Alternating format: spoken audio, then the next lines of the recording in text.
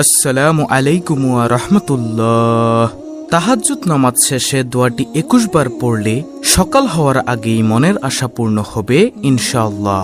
সুপ্রিয় দর্শক, এই দোয়াটি সম্পর্কে নবীজি সাল্লাল্লাহু আলাইহি ওয়াসাল্লাম কসম করে বলেছেন, নিশ্চিত দোয়া কবুল হবে ইনশাআল্লাহ, ফিরিয়ে দেওয়া হবে না। আপনি খুব কষ্টে আছেন, এই আমলটি করে সাহায্য চান, আল্লাহ আপনার দুঃখ কষ্ট থেকে, পেরেশানি হতাশা থেকে দূর করে দিবেন ইনশাআল্লাহ। আপনার চাকরি হচ্ছে না, আপনি বেকার, খুব কষ্ট পাচ্ছেন, শুধু বিশ্বাস রেখে তাহাজ্জুদ নামাজের পর এই দোয়াটা পড়ে সাহায্য চান, আপনার উত্তম চাকরি হবে ইনশাআল্লাহ। আপনি কল্পনাও করতে পারবেন না। আপনার সন্তান হচ্ছে না, আপনি কষ্ট করে তাহাজ্জুদ নামাজের পর এই দোয়াটা পড়ুন আর আল্লাহর কাছে উত্তম সন্তান চান, ইনশাআল্লাহ আল্লাহ উত্তম নেককার সলিহীন সন্তান দান করবেন। আপনার অনেক ঋণ, সব সময় অভাব লেগেই থাকে, আপনি কষ্ট করে এই দোয়াটা পড়ুন, আল্লাহর কাছে সাহায্য চান, ইনশাআল্লাহ আল্লাহ তাআলা অভাব দূর করে দিবেন।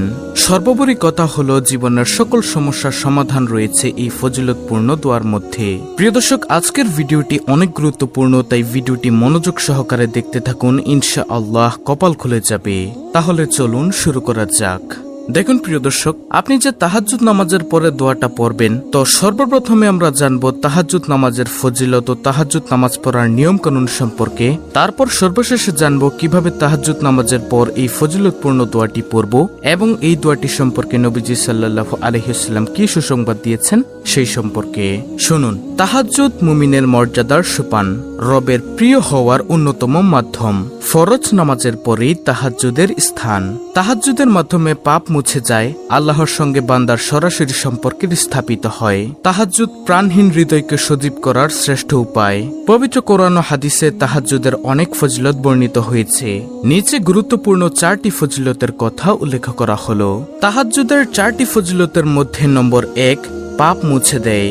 হযরত আবু উমামা রাদিয়াল্লাহু আনহু থেকে বর্ণিত, নবী করিম সাল্লাল্লাহু আলাইহি ওয়াসাল্লাম বলেন, তোমরা কিয়ামুল লাইলের প্রতি যত্নবান হও, অর্থাৎ তাহাজ্জুদ নামাজের প্রতি যত্নবান হও, কেননা তা তোমাদের পূর্ববর্তী নেককারদের অভ্যাস এবং রবের নৈকট্য লাভের বিশেষ মাধ্যম, আর তা পাপরাশি মোচনকারী, সুবহানাল্লাহ, এবং গুনাহ থেকে বাধা প্রদানকারী। তিরমিজি শরীফের হাদিস নম্বর 3549।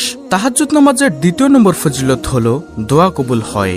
নবী করিম সাল্লাল্লাহু আলাইহি ওয়াসাল্লাম বলেন, আল্লাহ তাআলা রাতের শেষ তৃতীয়াংশে কাছের আসমানে অবতরণ করেন এবং বলেন, কে আছো দোয়া করবি এবং আমি তার দোয়া কবুল করব।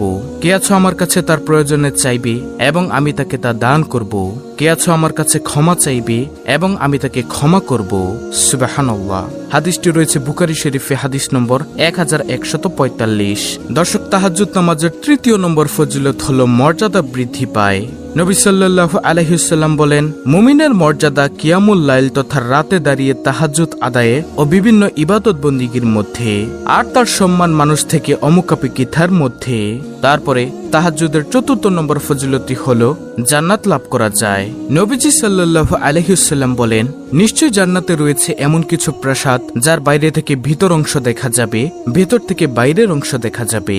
এগুলো আল্লাহ তাআলা তাদের জন্য প্রস্তুত করেছেন যারা মানুষকে খাবার খাওয়ায়, কোমল ভাষায় কথা বলে, ধারাবাহিকভাবে রোজা রাখে, সালামের প্রসার ঘটায় এবং রাতে সবাই যখন ঘুমিয়ে পড়ে তখন তারা নামাজে দাঁড়িয়ে যায়, আল্লাহ তাআলাকে সিজদা করার জন্য দাঁড়িয়ে যায়, আল্লাহ তাআলার গোলামি করার জন্য দাঁড়িয়ে যায় তাহাজ্জুদ নামাজে। সুবহানাল্লাহ। মুসনাদ আহমদ হাদিস নম্বর 22905। মহান আল্লাহ তাআলা বলেন, হে ঈমানদারগণ, তোমরা ধৈর্য নামাজের মাধ্যমে সাহায্য প্রার্থনা করো। সূরা বাকারার 153 নম্বর আয়াত। তারপরে হুযায়ফা রাদিয়াল্লাহু তাআলা আনহু থেকে বর্ণিত, নবী করিম সাল্লাল্লাহু আলাইহি ওয়াসাল্লাম যদি কোনো কঠিন সমস্যার সম্মুখীন হতেন তাহলে নামাজ আদায় করতেন। আবু দাউদ শরীফের হাদিস নম্বর 1319। দর্শক, এতক্ষণ শুনলেন 4টি ফজিলত তাহাজ্জুদ নামাজের। এখন শুনুন কিভাবে তাহাজ্জুদ নামাজ আদায় করবেন এবং নিয়ত করবেন, কোন সূরা দিয়ে পড়বেন, মনোযোগ দিয়ে শুনেন। প্রথমে শুনুন, নামাজ পড়তে হবে মনোযোগ সহকারে, উদাসীন হওয়া যাবে না, অলসতা করা যাবে না, এরকম করলে নামাজ হবে না। নিচের হাদিসটি শুনলেই বুঝবেন রাসূল সাল্লাল্লাহু আলাইহি ওয়াসাল্লামের দৃষ্টিতে যারা নামাজে চুরি করে থাকে তারাই হলো সবচেয়ে বড় চোর। রাসূলুল্লাহ সাল্লাল্লাহু আলাইহি ওয়াসাল্লাম বলেন, এগুলো ঘৃণ্য জঘন্য পাপ, এসবের সাজা রয়েছে। আর যে ব্যক্তি নিজের নামাজ চুরি করে সবচেয়ে নিকৃষ্ট চোর সে ব্যক্তি। রাসূলুল্লাহ সাল্লাল্লাহু আলাইহি ওয়াসাল্লামের এই কথা শুনে সাহাবীরা বললেন, হে আল্লাহর রাসূল সাল্লাল্লাহু আলাইহি ওয়াসাল্লাম, নামাজে আবার কিভাবে চুরি করে? তখন নবীজি বললেন, যে নামাজের রুকু ও সিজদা পূর্ণভাবে আদায় করে না। অর্থাৎ প্রিয় দর্শক, হাদিসটি দ্বারা আমরা বুঝতে পারলাম নামাজে চুরি করা বলতে বোঝানো হয়েছে নামাজের মধ্যে যে ব্যক্তি তাড়াহুড়া করে ঠিকমতো রুকু সিজদা আদায় করে না, নামাজের মধ্যে গাফিলতি করে, তাদেরকেই নামাজ চোর বলা হয়েছে। পবিত্র কোরআনে ইরশাদ হয়েছে, অতএব দুর্ভোগ সেসব নামাজির যারা তাদের নামাজ সম্বন্ধে বেখবর। সূরা মাউন আয়াত 4 থেকে 5। অর্থাৎ যারা রুকু সিজদা পূর্ণভাবে আদায় করে না, শুধুমাত্র উঠে আর বসে, এই আয়াতে তাদেরকে বোঝানো হয়েছে। আল্লাহ তাআলা মুসলিম উম্মাহকে সহিহ সুন্নাহ অনুযায়ী নামাজের হক যথাযথ আদায় করার তৌফিক দান করুন। নামাজের দৃষ্টিতে বড় চোর হওয়া থেকে হেফাজত করুন, আমিন। তো এখন আমি আপনাদেরকে বলবো যে কিভাবে আপনারা তাহাজ্জুদ নামাজের নিয়ত করবেন সেই সম্পর্কে। নিয়ত আরবিতে করতে হবে এমন বাধ্যবাধকতা নেই, আপনি সহজে বাংলায় করবেন নিয়ত। মনের নিয়তই হলো বড় নিয়ত।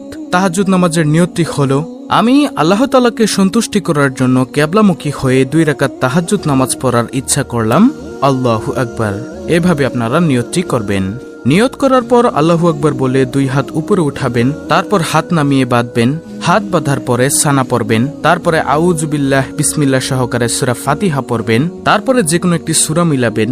নির্দিষ্ট কোনো সূরা নেই, আপনি চাইলে সূরা ইখলাস 3 বার পড়তে পারেন। আপনি যে কোনো সূরা পড়তে পারবেন, তবে পড়তে হবে সহিহ শুদ্ধভাবে। তারপর রুকু সিজদা করবেন, মাঝখানে সোজা হয়ে বসবেন। তারপরে সিজদার মধ্যে আপনি কোরআনে বর্ণিত, হাদিসে বর্ণিত দোয়া পাঠ করতে পারেন। তাহাজ্জুদের সিজদার মধ্যে দোয়া করলে দোয়া কবুল হয়। রুকু সিজদা থেকে উঠে আবার সূরা ফাতিহা পড়বেন, যে কোনো একটি সূরা মিলাবেন। তারপরে আবার পুনরায় রুকু সিজদা করে সালাম ফিরাবেন। এভাবে আপনি 2 রাকাত তাহাজ্জুদের নামাজ পড়তে পারেন। আমি সংক্ষেপে তাহাজ্জুদ নামাজ বলে দিয়েছি, আশা করি আপনারা বুঝতে পেরেছেন। এই নিয়মে 2 রাকাত তাহাজ্জুদ নামাজ আদায় করার পর 100 বার আস্তাগফিরুল্লাহ পড়বেন এবং 100 বার দুরূদ শরীফ পড়বেন। নবীজির উপর দুরূদ পাঠ করবেন। মনে রাখবেন, দুরূদ শরীফ পড়তে হবে সম্মানের সাথে। এখন আপনি হয়তো ভাবছেন যে এত বড় দুরূদ শরীফ আপনি 100 বার পড়বেন কিভাবে? তাহলে শুনুন প্রিয় দর্শক, সবচেয়ে ছোট দুরূদ সাল্লাল্লাহু আলাইহি ওয়াসাল্লাম, এটিও আপনি পড়তে পারবেন 100 বার। আর যদি আপনি পড়তে পারেন তাহলে দুরূদ ইব্রাহিম পড়বেন 100 বার। যদি না পারেন তাহলে এই ছোট দুরূদ সাল্লাল্লাহু আলাইহি ওয়াসাল্লাম এটি 100 বার পড়ে নেবেন, তাহলেও আপনার দুরূদ আদায় হয়ে যাবে। তারপরে এই দোয়াটি 21 বার পড়বেন, মনোযোগ সহকারে, দৃঢ় বিশ্বাস রেখে পড়বেন, অন্তরে মহব্বত রেখে পড়বেন।